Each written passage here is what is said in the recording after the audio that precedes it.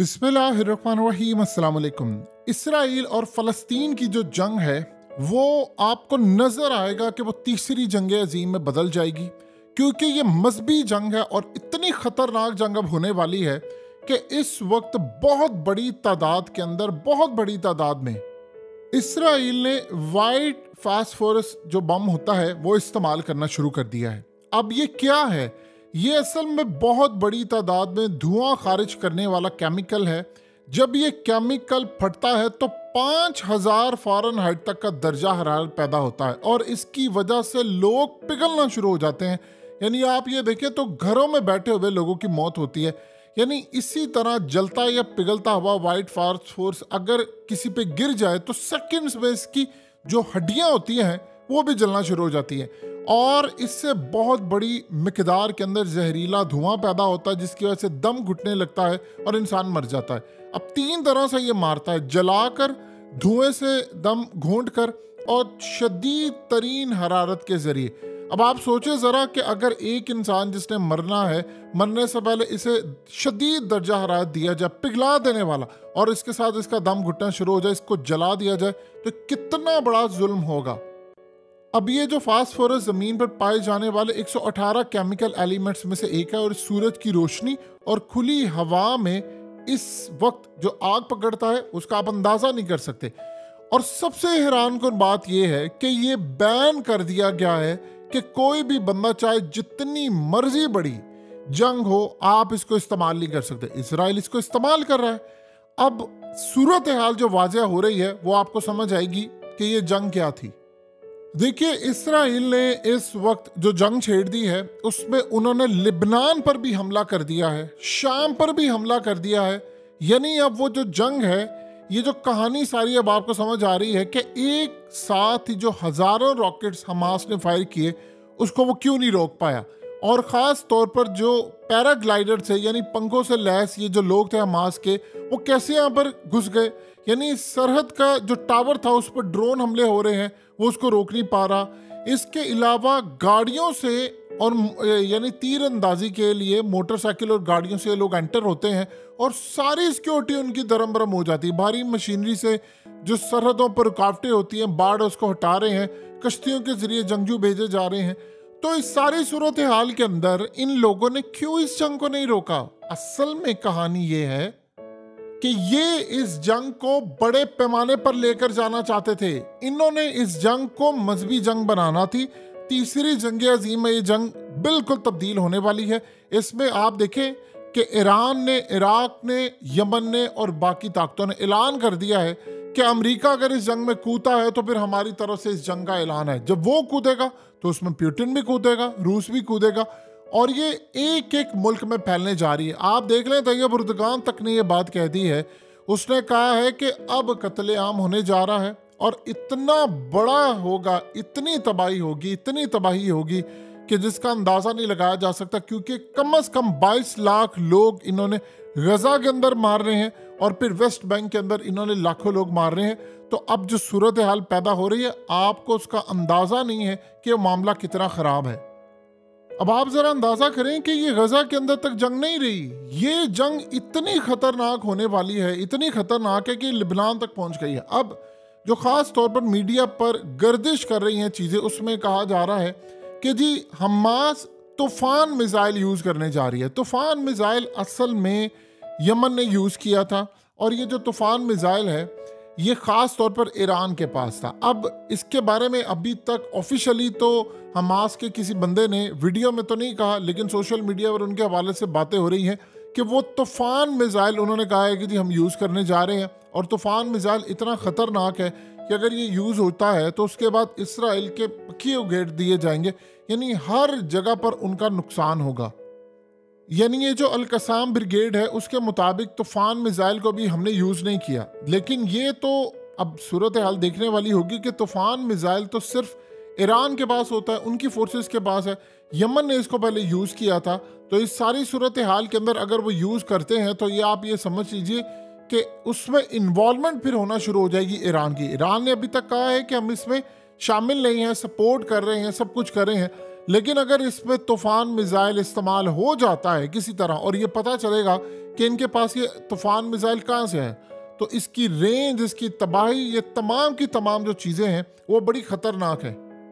अब असल में ये जो तूफान मिसाइल है, ये आम रूटीन के अंदर ग्राउंड बेस जो होता है ट्राइपॉड, वहाँ से इसको फायर किया जाता है और ये बड़े पैमाने पर पावरफुल है, टैंकों को तबाह कर देता है, बिल्डिंग्स को उड़ा देता है और जहां जहां इसराइल के टारगेट्स होंगे ये असल में उनको उड़ा देता है।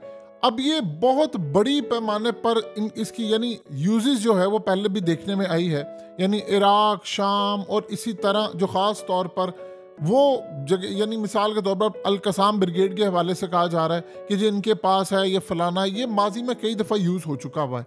अब अगर ये इसराइल के ऊपर यूज़ होता है तो फिर ये ज़हन में रखिएगा कि इसराइल इसको समझेगा कि हमारे खिलाफ ईरान ने ये जंग डिक्लेयर कर दी है।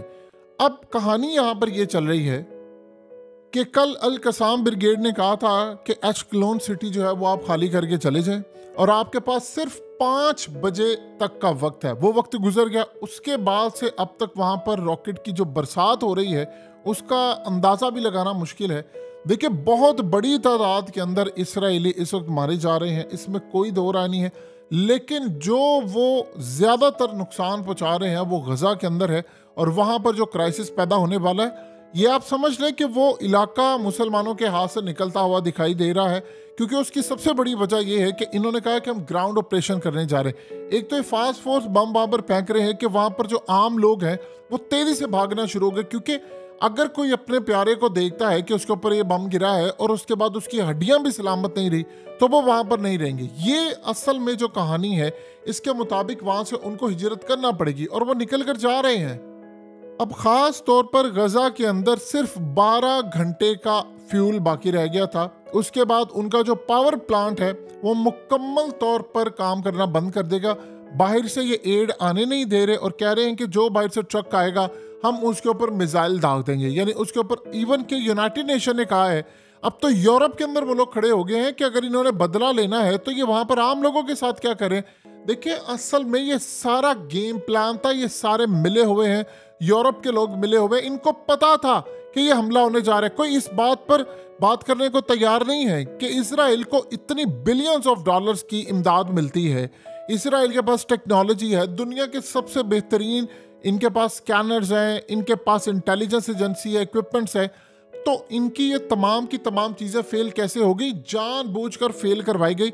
अब देखिए, इसमें अब बड़े बड़े ममालिक जब कूदने जा रहे हैं, मिसाल के तौर पर इसमें रूस कूदने जा रहा है, रूस एक हद तक देखेगा कि क्या मामला। उन्होंने ऑलरेडी कह दिया है कि हम ये चीज़ बर्दाश्त नहीं करेंगे कि फ़लस्तीन के जो इलाके हैं वो इनसे छीन लिए जाएं और उसमें इसराइल अपना कब्जा जमा ले। हम ये ना बर्दाश्त करेंगे, हम किसी सूरत नहीं चाहते कि फ़लस्तीनियों से उनका हक छीना जाए। अब इस सारी सूरत हाल में अब अगर ये सारा काम करते हैं और उनको निकाल बाहर करते हैं तो फिर डेफिनेटली बात है कि रूस की जानिब से, शाम से या किसी और जगह से हमले की बड़ी तैयारी होगी, क्योंकि उन्होंने कहा कि जहाँ पर अमेरिका कूदेगा वहाँ पर हम जाएंगे। और अमेरिका के आने का मतलब ये है कि रूस को आपने दावत दे दी, यानी ये वो जंग है जो एक मुल्क से निकलकर अब पूरे खित्ते के अंदर आने वाली है। और पूरे खित्ते से मुराद ये है कि अब इसमें बड़ी ताकतें इन्वॉल्व हो जाएंगी, यानी रूस भी यहाँ पर मिसाइलों से हमला करेगा, चेचनिया की फोर्सेस भी वहाँ पर पहुँच जाएंगी।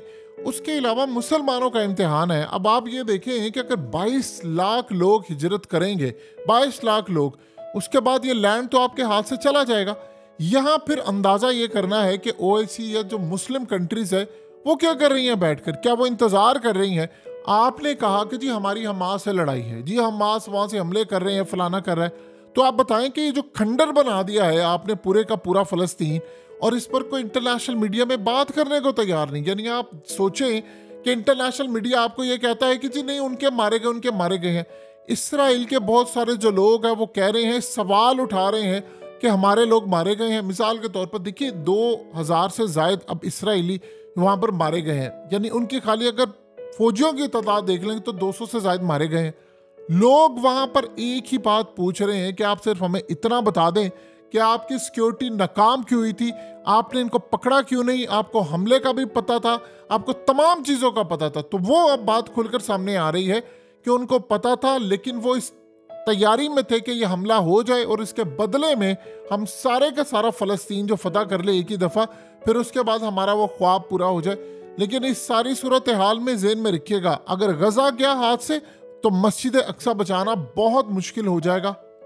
देखिए, हमास के जो लोग हैं वो तो लड़ने या मरने को तैयार है, लिबनान भी पूरी तरह तैयार है, शाम के अंदर से भी हमले हो रहे हैं और वो भी वहाँ पर कर रहे हैं। लेकिन सवाल ये पैदा होता है कि क्या इसराइल आ रहा है ना हमले करने के लिए, तो पहले क्यों नहीं वो रोक सकता था? वो इसलिए नहीं रोक सकता था कि उसने वो हमला होने दिया। अब यहाँ पर एक चीज़ ध्यान में रखिएगा, पावर प्लांट बंद हो चुका हुआ है, खाने पीने की चीज़ें गजा के अंदर तमाम चीज़ें बंद हैं, लोग हिजरत कर रहे हैं और इजिप्ट ने कहा है कि हम ये लोग कबूल करने को तैयार नहीं। यानी दो ही रास्ते हैं कि या तो आप अपना जो मुल्क है वो छोड़कर चले जाएं, या आप फास्फोर जो बम है वो उसकी जद में आ जाए और अपनी हड्डियां तक आप गला लें। तो ये कहानी जो है वो बड़े खतरनाक मोड़ में दाखिल हो गई है। यानी आपको अब पूरी तरह फ़लस्तीन के इलाकों पर कब्जा करना है। देखिए, गालिबन जो इस वक्त सूरत हाल नज़र आ रही है उसमें मुस्लिम फोर्सेस इनकी मदद करने के लिए नहीं आ रही, चाहे वो तुर्की की हो या कोई और हो। वो इंतज़ार कर रही है बैठ कर के ये मरते हैं तो मरते हैं, हम उसके बाद क्या करेंगे, कोई भी इनकी मदद करने के लिए नहीं आ रहा। अब आप ये देखिए कि इसके बाद ये मामला यहाँ नहीं रुकना, इन्होंने ईरान को इसकी लपेट में लेना ही लेना है, क्योंकि इन्होंने कहना है कि तूफान मिसाइल हो या कोई दूसरा हो, ये असल में ईरान ने इनको दिया था, और जब ईरान इनको देगा तो हम इनडायरेक्टली उन पर हमला करेंगे। अब ईरान के बाद लिबनान पर करेंगे, इराक पर करेंगे और दीगर जगहों पर करेंगे, तो ये जंग फैलते फैलते हर एरिया में शामिल हो जाएगी। देखिए, पहले सारे इंतजार कर रहे थे बैठ के कि हम मजम्मतें करें, 75 साल से आप लोग मजम्मत कर रहे हैं। अब मजम्मत का टाइम नहीं है, अब इनकी मुरम्मत का टाइम है जो कि हमारे हाथ से निकल रहा है। और आप ये देखें कि वहाँ पर पानी इन्होंने बंद किया है, बिजली बंद की है, पावर प्लांट बंद किया है, और वहाँ पर जो केमिकल छोड़ रहे हैं, इसके बाद से तो ये समझ लें फिर आप बताइए कि उन्होंने हमास ने तो कहा ठीक है जी हमारे पास बंकर्स हैं, हम तो 6 महीने तक भी जंग लड़ने को तैयार है। उन्होंने कहा कि हमने फूड का भी सामान रखा हुआ है, हमने तमाम चीज़ें रखी हुई हैं, मिसाइल रखे हुए हैं, हमारे पास और डायरेक्शन है, काफ़ी सारी चीज़ें जिससे वो हमला करेंगे। अब ये ग्राउंड पर जब ऑपरेशन करेंगे तो हमास की जानिब से इनको बहुत ज़्यादा रेजिस्टेंस का सामना करना पड़ेगा। लेकिन इसराइल की पहली तरजीह ये है कि उन्होंने कहा कि गजा के अंदर चूँकि बिजली भी बंद है, खंडर बना दिया है, तो वहाँ पर जो लोग हैं, मीडिया के भी लोग, वो भी वहाँ पर सरवाइव नहीं कर सकते, क्योंकि वहाँ पर ना उनके पास बैटरीज है और किसी भी वक्त कुछ भी हमला हो सकता है। तो लोग वहाँ से निकले, इंटरनेशनल मीडिया उसको कवर करने को तैयार नहीं है। तो आप बताइए कि सारी सूरत हाल के अंदर मुसलमानों को क्या हो चुका है कि वो अभी तक इनके खिलाफ एक्ट करने को तैयार नहीं है। ये सारे सिर्फ अंदाजा कर रहे हैं और देख रहे हैं। कम से कम आप इनको ये तो कह सकते हैं कि भाई आप वो वहाँ पर जो एड है वो जाने दें। वो असल में एड भी वहाँ पर नहीं जाने दे रहे। मिसाल के तौर पर अब 2000 जो बेड थे वो फुल हो चुके हैं। वो अस्पतालों को कह रहे हैं कि आप लोग भी निकल जाएं यहाँ से, डॉक्टर्स भी निकल जाएं। ना वहाँ कोई दवाइयाँ जाने दे रहे हैं, ना वहाँ पर किसी तरह का खाने पीने का सामान जाने दे रहे हैं, ट्रक को नहीं जाने दे रहे। तो आप बता दें कि इस सूरत हाल में जो कहा गया था कि तुर्की ने इसराइल को इसलिए तस्लीम किया हुआ है, उनके साथ ताल्लुकात है कि वहाँ से उसने एड भेजनी होती है। अब वो एड भी आपको नहीं जाने दे रहा। तो बताएं कि वहाँ पर क्या लोगों को 22 लाख लोगों को मरने देंगे? और वो इलाका बाद में इन्होंने छीन लेना है। समझे इस बात को। वो इलाका छीनने के बाद आपकी जो रेजिस्टेंस होती है मस्जिद अक्सा वाली वेस्ट बैंक पर, वो ख़त्म हो जाएगी। जब वो ख़त्म हो जाएगी तो अब बताएं कि दुनिया इजराइल के साथ खड़ी है। क्या उखाड़ लिया उन्होंने? जब वो इनके साथ खड़ी हुई है तो फिर उन्होंने बाकी मामला भी यही रखने हैं। सिर्फ चंद दिन की कहानी बाकी रह गई है, जिसके बाद ये इलाका, जंग तो बड़ी तवील चलनी है, लेकिन जो इलाके फतह करने वाला मामला है वो सिर्फ चंद दिन का है। इसराइल ने बाद में काम ये करना है कि उसने लोगों को कहना है कि देखो मैंने ये इलाके फतह कर लिए हैं, तो अब वहाँ पर लाकर मैं इसराइलियों को बसाने जा रहा हूँ। तो मुसलमान अगर नहीं जागे तो इलाके हमारे हाथ से चले जाएंगे।